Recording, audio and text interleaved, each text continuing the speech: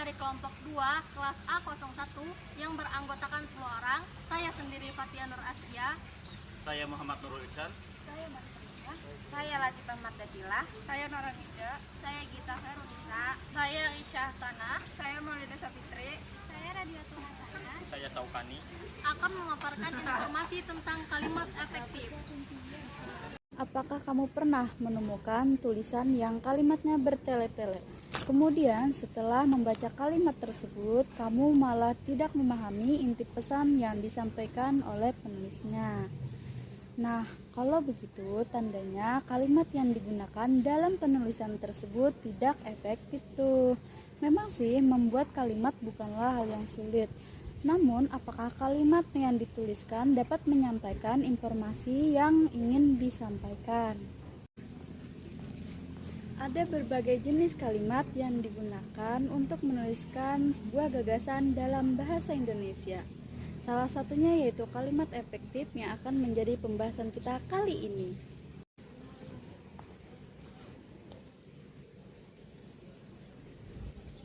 Supaya nggak bingung lagi, mari kita bahas bersama-sama. Kalimat efektif adalah kalimat yang mengungkapkan gagasan sesuai dengan yang diharapkan oleh penulis atau pembicara. Suatu kalimat dapat dikatakan efektif jika si penerima pesan dapat menyampaikan kembali pesan atau gagasan sebagaimana yang dimaksud oleh pemberi pesan. Di dalam kamus, kalimat efektif juga memiliki beberapa makna.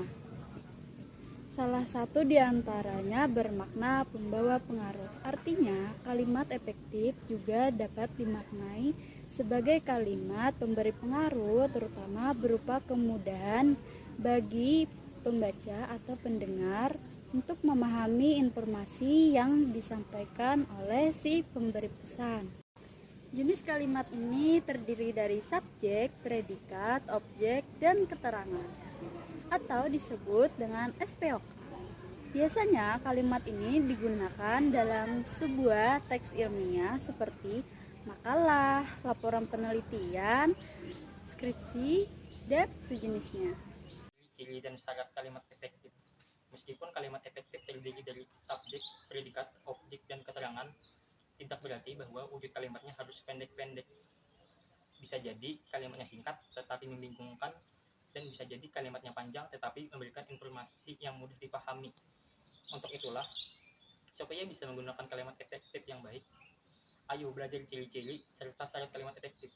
Ciri-ciri kalimat efektif memiliki unsur penting atau pokok, minimal unsur subjek dan predikat, taat terhadap tata aturan ejaan yang berlaku, menggunakan diksi yang tepat, menggunakan kesepadanan antara struktur bahasa dan jalan pikiran yang logis dan sistematis, menggunakan kesejajaran bentuk bahasa yang dipakai, melakukan penekanan ide pokok,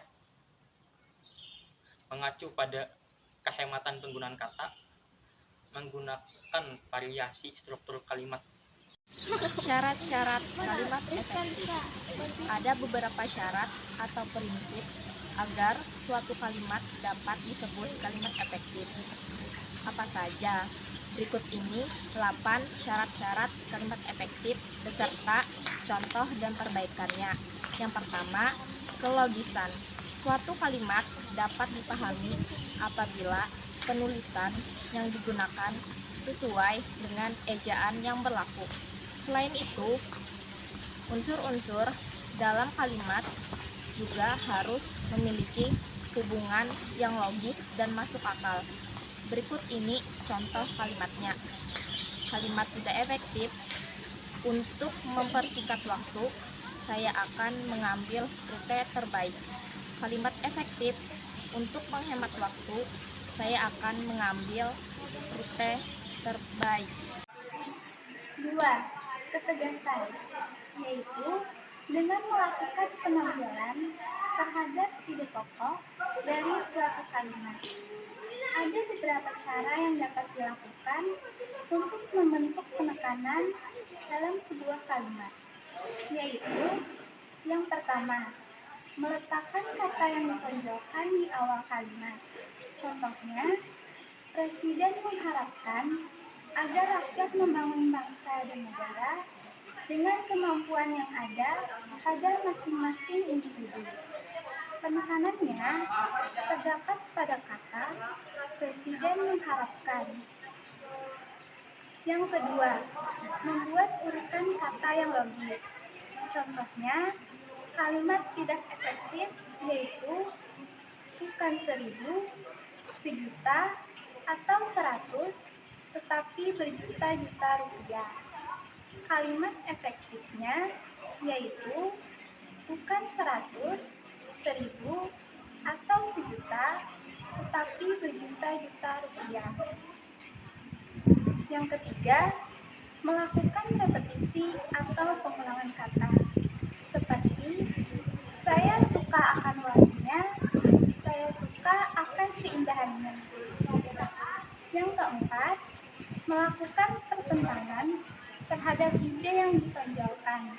Contohnya, Bruno bukan anak yang nakal dan pemarah, tetapi anak yang baik dan penyabar. Dan yang terakhir, menggunakan partikel penekan atau penegas, seperti Tuhanlah yang bertanggung jawab atas kejadian ini. 3. Kehematan. Gunakan kata-kata secara hemat, namun tidak mengurangi makna atau mengubah informasi yang ingin disampaikan. Dalam menyusun kalimat efektif, penggunaan kata, frasa, atau bentuk lain yang tidak dibutuhkan harus dihindari. Seperti, hindari pengulangan subjek jika subjek dalam sebuah kalimat hanya satu, penyebutannya tidak perlu diulang. Sebagai contoh, kalimat tidak efektif. Karena dia rajin, dia menjadi juara 1. Kalimat efektif, karena rajin, dia menjadi juara 1. Hindari sinonim kata. Jika dalam sebuah kalimat terdapat 2 kata yang memiliki makna serupa, cukup gunakan salah satu saja. Sebagai contoh, kalimat tidak efektif, Yarsa rajin olahraga agar supaya sehat.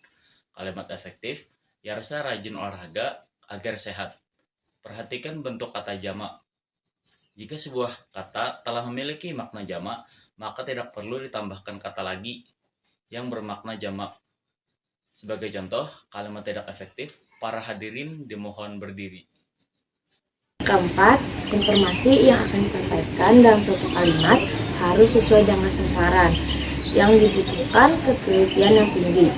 Ada beberapa hal yang harus diperhatikan untuk menciptakan ketepatan kalimat, yaitu memakai kata yang tepat, kata berpasangan yang sesuai, dan hindari peniadaan preposisi. Pertama, kalimat tidak efektif, yaitu jam tangan ayah yang antik itu dijual dengan harga yang murah. Yang kedua, kalimat efektif. Contohnya, jam tangan antik milik ayah itu dijual dengan harga murah. 5. Kecermatan. Kalimat efektif tidak boleh menimbulkan tafsir ganda atau kalimat yang ambigu. Perhatikan penggunaan kata atau diksi, sebab kalimat efektif hanya memiliki satu makna, tidak menyimpang ataupun ambigu. Sebagai contoh, mahasiswa perguruan tinggi yang terkenal itu menerima hadiah. Kalimat tersebut terkesan tidak efektif karena tidak dapat menunjukkan siapa yang disebut terkenal itu, apakah mahasiswa atau perguruan tinggi. Supaya efektif, kalimat tersebut dapat diubah menjadi salah satu dari 2 bentuk sesuai makna yang dituju. Yang pertama adalah mahasiswa yang terkenal itu menerima hadiah, dan yang kedua adalah mahasiswa dari perguruan tinggi itu menerima hadiah. Predikat. Predikat artinya informasi yang disampaikan tidak terpecah-pecah dan tidak bertele-tele. Tidak perlu menyisipkan kata seperti daripada atau tentang di antara kata predikat kerja atau objek penderita. Contoh kalimat tidak efektif, novel ini membahas tentang persahabatan di sekolah. Contoh kalimat efektif, novel ini membahas persahabatan di sekolah. Kesejajaran adalah kalimat efektif yang harus memiliki kesamaan bentuk, kata ataupun makna yang dipakai dalam kalimat. Kesejajaran terletak pada penggunaan imbuhan. Sedangkan dalam hal struktur, kesejajaran ada pada klausa-klausa yang mengisi kalimat majemuk. Sebagai contoh, kalimat tidak efektif yaitu Junot menolong anak itu dengan dipapahnya ke pinggir jalan. Kalimat efektif, Junot menolong anak itu dengan memapahnya ke pinggir jalan. Kesepadanan. Struktur kalimat efektif wajib memenuhi unsur gramatikal yaitu unsur stok, minimal subjek dan predikat. Contoh, Johan belajar di kelas. Subjek kalimat tersebut adalah Johan dan predikatnya adalah belajar. Sekian video yang dapat kami paparkan. Salah hilap mohon maaf.